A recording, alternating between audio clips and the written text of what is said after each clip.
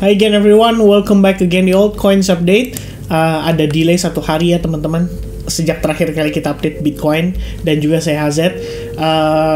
Posisi saya sedang kurang begitu sehat. Kemarin akhirnya saya tumbang sakit, dan setelah istirahat 1 harian full, tadi kita live session sama teman-teman di Advance Group. Akhirnya saya sudah lebih baik lagi ya, lebih sehat lagi. Sekarang saya bisa update teman-teman istilahnya progres pergerakan market.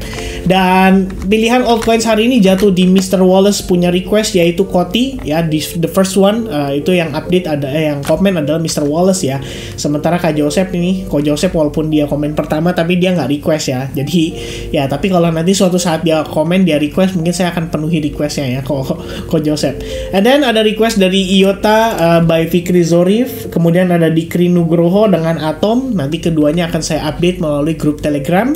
So make sure kalian gabung grup Telegram kita. It's free. Caranya dengan klik link yang ada di kolom deskripsi. Pilihannya adalah Siley Trading Group ya, yang free on Telegram. Kalau untuk Discord sendiri, tampaknya kita baru open registration mungkin around tanggal 20-an minggu ini ya. Nanti akan kita info kembali ke teman-teman juga buat yang berencana untuk bergabung di Advance Group. Alright, so kita bakal update untuk Koti ya, bagaimana progres Koti ya, sekiranya Koti seperti apa ya, perkembangannya, harganya masih bisa naik atau progres harganya sendiri lah ya, untuk dia istilahnya kita manfaatkan mungkin dari perspektif trading atau investment itu seperti apa. Sebenarnya saya pengen tahu juga sih, kayak ini kan requestnya Mr. Wallace ya, dia pengennya tuh dia sendiri ngelihatnya tuh perspektifnya untuk istilahnya apa? Untuk invest kah? Apa dia untuk istilahnya untuk dia trading kan kah? Ya itu yang saya nggak tahu gitu ya. Tapi di sini saya akan coba bahas dari segi price action dan pemanfaatan jika seandainya saya hendak melakukan transaksi atau trading pada Koti. Sementara saya akan juga coba untuk lihat secara gambaran besar ya, apakah Koti ini berada di area akumulasi yang menarik, apakah di sini bisa dipertimbangkan untuk dimanfaatkan serta dilakukan yang namanya proses akumulasi kembali. Alright. So, setelah saya tadi lihat kembali sekilas, Koti ini kan adalah salah satu bisa dibilang apa ya, mungkin project andalan yang ada di jaringannya si Cardano juga teman-teman ya. Jadi Koti sendiri sebenarnya kalau kita lihat di sini, sorry sebentar, saya cek dulu untuk make sure ya. Ini harusnya Ethereum. Wah, saya takutnya saya salah mention nih. Tapi seingat saya Koti itu memang adanya di jaringan Cardano ya, if I'm not wrong ya. But then setelah saya cek, tadi saya lakukan research ya, saya cari tahu sendiri, Koti itu menarik sebenarnya teman-teman. Dia punya project itu adalah untuk digital payment ya. Jadi memang harapannya lebih kepada untuk penggunaan proses transaksi pembayaran. Dan katanya sih kalau misalkan berdasarkan statementnya mereka ya, CBDC sendiri seharusnya kalau memang nanti mau dirampungkan, mungkin akan membutuhkan teknologi yang di-provide oleh Koti, yaitu multi-DAG ya, DAG ya singkatannya di sini, yang di-build on trust chain dan lain sebagainya. Meanwhile, tentu saja bisa menjadi consumer merchant payments ya. Jadi tujuannya adalah untuk mempermudah proses transaksi pembayaran dan lainnya ya teman-teman sekalian.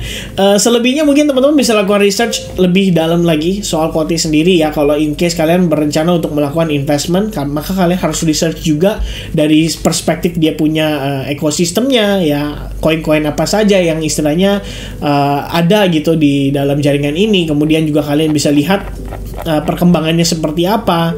Dan of course yang gak kalah pentingnya juga adalah kalian mesti cari tahu nih kayak dia punya community-nya seperti apa gitu ya, update perkembangannya seperti apa. Dan terakhir saya ngecek juga yang tentu saja salah satu yang berpengaruh ya, masalah supply-nya sendiri. Koti sendiri di sini supply-nya hanyalah 2 miliar token ya, tidak lebih tidak kurang, dan dia tidak ada proses burning dan lain sebagainya. Namun kalau kita lihat ini kan nggak seluruhnya tersirkulasi ya di market. Itu disebabkan oleh karena mereka memang menyisakan ada sekitar 45% yang di-keep untuk insentif dan program-program reward ya, di dalam istilahnya dia punya ya community lah ya dan lain sebagainya teman-teman sekalian. Jadi dengan demikian nanti by proses seiring berjalannya waktu ya circulating supply itu akan bertambah. Akan tetapi total maksimum supply sudah tidak akan bertambah karena memang token si Kotti sendiri di sini dia tidak memerlukan sepertinya seperti mining activity di dalam jaringan dia, sehingga tidak ada reward yang harus diberikan ya melalui kondisi tersebut. Jadi sudah tidak akan ada pertambahan atau tidak ada pengurangan terhadap token Kotti itu sendiri. Dia hanya terbatas di sana saja. Ya, jadi teman-teman sekalian nanti bisa research lebih dalam lagi, kalian tinggal cari tahu, kalian tinggal pelajari di sini ya. Ini bahkan di salah satu website di coinmarketcap.com kalian bisa search juga nih what is Kotti ya, fiturnya seperti apa, tokenomicnya gimana, price predictionnya ya, itu sebenarnya tergantung ke pribadi kita masing-masing gitu ya. Kalau di sini sih price predictionnya sendiri ya, gains 900% tahun ini, and as of now is it on 0,489 tapi sekarang udah di 0,06 ya, close its all time high 0,0686. Ini jatuhnya hampir 10% ya teman-teman ya, penurunannya sudah 90% nih ya. Price prediction ya, in summary 2021 has been a great year for Kotti, which started out at 0.05, quickly spike 0,05 March 2021 ya, ini karena memang lagi bull run ya teman-teman sekalian, and then dia nggak ngasih price prediction lagi. Berarti ini bukan ngomongin price prediction ya teman-teman sekalian ya. Oke, interesting. So guys, mungkin price predictionnya kita coba untuk melalui price action update aja ya. Kita coba untuk lihat bagaimana progres perkembangan daripada koin Kotti sendiri berdasarkan price actionnya ya. Starting dari time frame weekly, as always saya selalu menggunakan time frame weekly untuk menentukan ya kira-kira sejauh mana kita saat ini berada teman-teman. Kalau kita gunakan Fibo retracement starting from the bottom to the top, kita dapat sebenarnya level 0,0618 ini menjadi area tahanan kita ya. Kalau lihat dari segi pergerakan harganya sendiri, di sini memang ada percepatan penurunan ya, dia technically create lower low, dan finally kita nggak ngelihat adanya lower low lagi. Jadi technically di sini kita bisa consider bahwa proses perubahan struktur pada Kotti di time frame weekly itu sudah terjadi teman-teman. Selain itu kalian bisa hubungkan juga trend line yang menunjukkan bahwa Kotti saat ini sudah sukses breakout dari trend line-nya yang ada pada time frame weekly. Nah, kalau kita melihat pada gambaran besar, sebetulnya area akumulasi menurut saya ini masih berada di area yang lebih kurangnya masih valid lah ya sebagai area akumulasi dia sendiri ya, dimana di sini kita lihat juga terbentuk semacam falling wedge pattern yang sudah berhasil breakout dari sana. Maka sebenarnya next targetnya itu akan ada pada area SNR ini. Ini merupakan area yang menurut saya cukup krusial untuk pergerakan Kotti saat ini ya.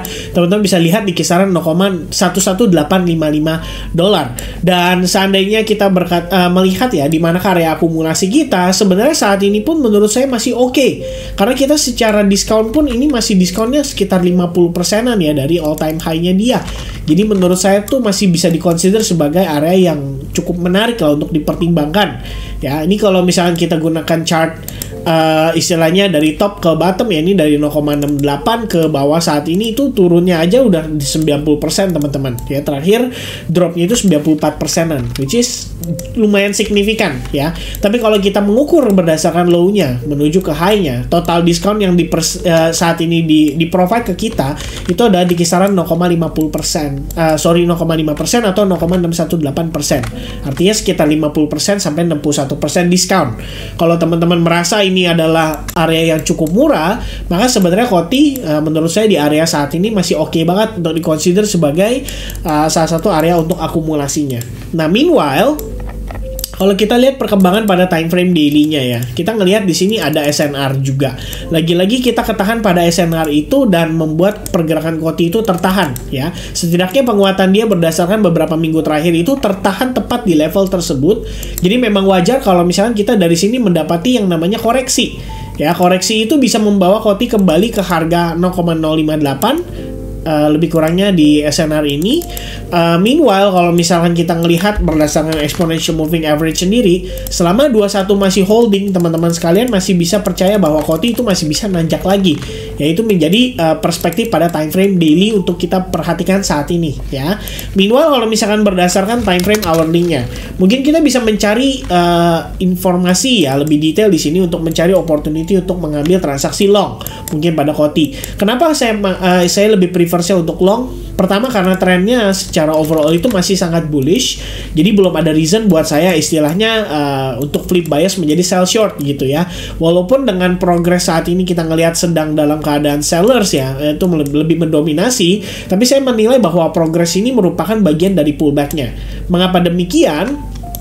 Kita lihat high point di sini berhasil di take out ya, dan by proses kalau kita perhatikan di sini tampaknya, coba saya cek dulu. Oke, this one is the low point daripada Koti sebelumnya ya. Jadi kita bisa asumsikan ini adalah low point kita, dan di sini karena ada liquidity sweep, maka kita bisa consider ini sebagai proses dari inducementnya dia ya, dimana proses saat ini dibutuhkan untuk buyers kembali mendapatkan likuiditas ya. Di sini kita bisa gunakan Fibonacci retracement from the bottom to the top, dan saat ini kita sudah mendekati level Fibonacci 0,618%. Di sini merupakan low pointnya yang sudah berhasil di break. Jadi kita sudah punya beberapa series of lower low ya, harga sudah create lower low, and lower low. Plus saat ini kita ngelihat harga masih ya, tampaknya masih memiliki peluang untuk turun kembali. Sebab kenapa? Kalau kita lihat di sini terdapat fair value gap, dan reactionnya dari fair value gap itu lumayan signifikan teman-teman. Ya, kita bisa lihat harga saat ini tertahan pada fair value gap itu diiringi dengan supply yang terdapat di sini. Maka selama harga pada si Koti itu belum berhasil men-take out high point ini, sebenarnya Koti masih punya peluang untuk meneruskan penurunannya. Jadi untuk jangka pendek atau short term, kita melihat Koti sedang dalam struktur bearish. Meanwhile, kalau pada higher time frame seperti 4 jam, kita bisa consider bahwa ini adalah low point kita dan ini adalah high point kita. Technically ini adalah proses untuk dia mencari higher low-nya sebelum nanti dia bisa meneruskan penguatannya kembali. Nah, syarat yang saya perhatikan untuk berpotensi terbentuknya higher low adalah Koti di sini. By the way, kalau mengacu pada time frame lebih kecil ya, kayak 30 menit, kita bisa consider loh bahwa sebenarnya ini udah create lower low lagi, walaupun sifatnya hanya temporary ya, kayak nge-spike habis itu dia pullback dan dia naik lagi. Maka sebenarnya di sini ada pertimbangan bahwa bisa saja ini merupakan proses lagi-lagi proses yang diperlukan untuk Koti kembali mengalami reversal. Maka yang kita perlu perhatikan saat ini teman-teman adalah bagaimana Koti bisa bertahan dari area demand ini. As long dia bertahan dari area demand dan kita bisa lihat di sini sebenarnya terbentuk yang namanya bullish engulfing, maka sebenarnya ada peluang untuk dimanfaatkan sebagai long opportunity ya. Dan di sini secara risk reward pun menurut saya masih cukup oke, dengan penempatan stop loss yang ideal dan target yang menurut saya tidak terlalu jauh. Artinya kembali lagi ke high point sebelumnya saja, ini kita bisa dapat opportunity up to 3R ya, lebih kurangnya dari posisi setup yang terpresent saat ini pada Koti.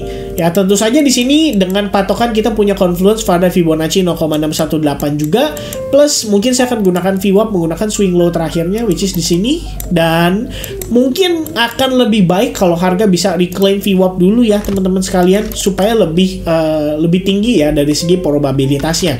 Tapi saat ini pun sebenarnya saya ngelihat progres pergerakan Koti udah bisa dikatakan cukup ideal ya untuk potensi dia kembali mengalami rally selama demand di sini belum di break dan selama harga tidak patah di bawah daripada low point di sini, maka sebenarnya Koti masih punya peluang untuk kembali menguat lagi ya. Sementara ini itu yang saya lihat pada pergerakan Koti.